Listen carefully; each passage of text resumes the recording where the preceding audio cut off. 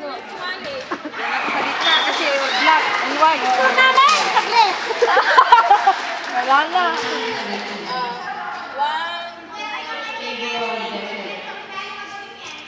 Yes. Nakakakit. Ganda ng shirt natin. Ha?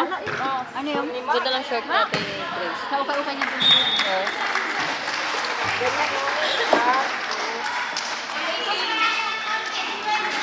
Ang tagal-tagal mo ako.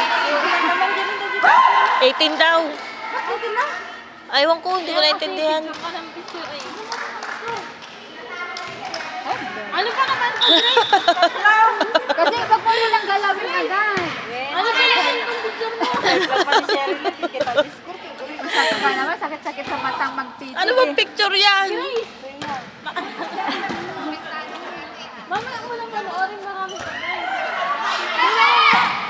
Ulit na lang. Kasi hindi imak. Paguri ka man mo sa dito kagaling. Si Ate Mac parang Thailand ang ano nito. Hindi, ginalaw niya kasi agad. Ang ganda-ganda ng picture ko sa inyo.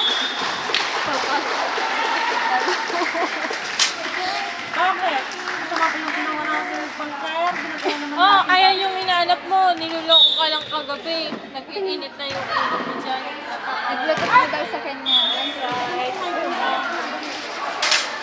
Ayaw mo. Uy, oh Grace, di ba? Ang hirap-hirap mag-post eh. Ito naman ang nakakangalay sa mata. Sabi mo 1, 2, 3.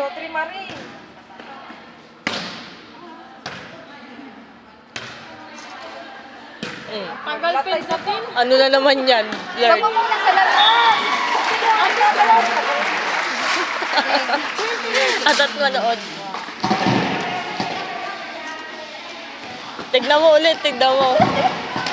Ang ganda ng shirt mo. Sorry, kay si Marion. Hmm? O, diba? O, di ba? Mas okay na. Ay, napisin ka pa ngayon. Uy, ang ganda naman yun. Ang ganda ng hair.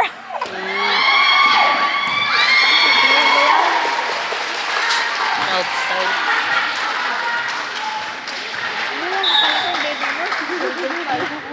Niloloko ko lang kagabi.